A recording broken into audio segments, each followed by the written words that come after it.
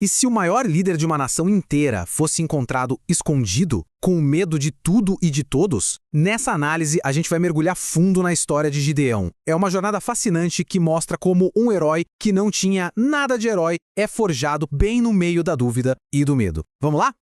Para a gente entender a situação do Gideão, primeiro a gente precisa dar um passo para trás e olhar o cenário todo. A situação do povo de Israel era exatamente como um bumerangue. Sabe como é? Eles viviam períodos de paz, tudo ia bem, mas aí se afastavam de Deus. E, invariavelmente, isso levava a crises, a opressão, e eles acabavam voltando para o mesmo ponto de partida, pedindo ajuda de novo.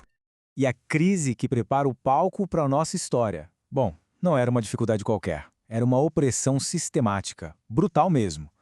Vamos dar uma olhada nos detalhes para entender o tamanho do desespero que essa gente estava vivendo. Olha só o que acontecia. Por 7 longos anos, os midianitas e seus aliados aplicaram uma tática de terra arrasada. A intenção deles não era nem conquistar a terra, era empobrecer e esgotar o povo até não poder mais. Eles chegavam todo ano, bem na época da colheita, como uma praga de gafanhotos e simplesmente destruíam tudo. Não sobrava nada, nem comida, nem animais, nada. O resultado foi desolador, claro. O povo teve que abandonar suas casas, suas vidas e fugir para se esconder em cavernas.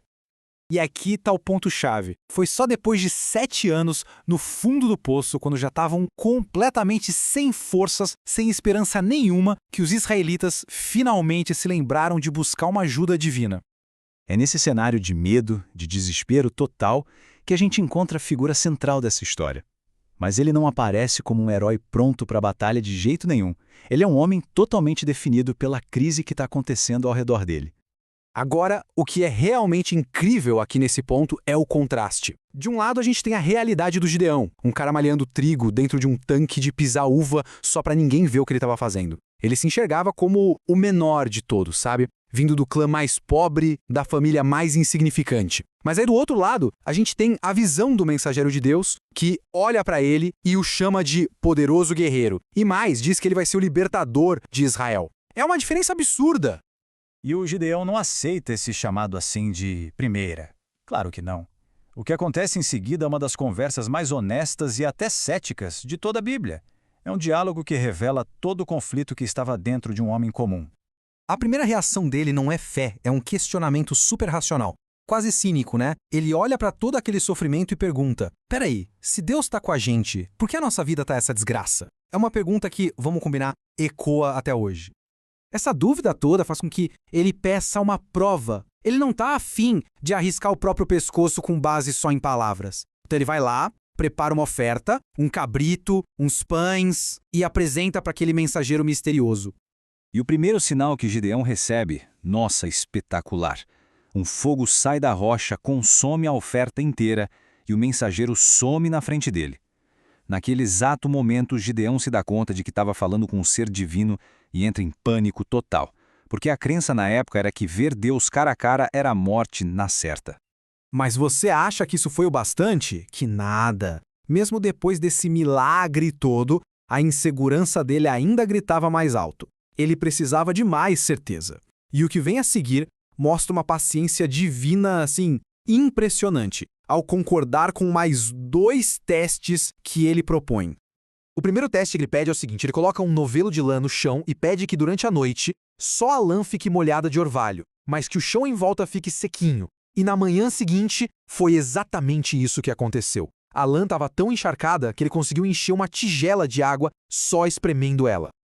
Mas ele ainda não estava convencido, então ele pede o inverso. Agora, o chão todo deveria ficar molhado de orvalho, mas a lã tinha que permanecer totalmente seca. E é aqui que a coisa fica ainda mais impressionante, porque, pensa bem, a lã absorve umidade naturalmente. Pedir o contrário era pedir algo que desafia a lógica. Quando esse segundo teste também acontece, aí sim, Gideão finalmente tem a prova de que precisava. Bom, agora convencido, Gideão finalmente sai da dúvida e parte para a ação. E o primeiro ato de obediência dele é bem cauteloso, mas ao mesmo tempo extremamente decisivo. E olha que interessante, a primeira missão dele não é militar, não é pegar em armas, é uma missão espiritual. É basicamente arrumar a própria casa. Ele recebe a ordem de destruir o altar pagão que o pai dele tinha e usar a madeira daquele altar para fazer um sacrifício ao Deus verdadeiro. E ele faz isso, mas de noite, escondido, com a ajuda de 10 servos, porque ele morria de medo da reação da família e do pessoal da cidade. Pois é, quando o dia amanhece, a cidade está num alvoroço. O povo descobre o que o Gideão fez e exige a cabeça dele. Querem que ele seja executado. Isso mostra o quanto eles estavam desviados, né? Estavam mais dispostos a defender um ídolo de pedra do que a vida de um dos seus.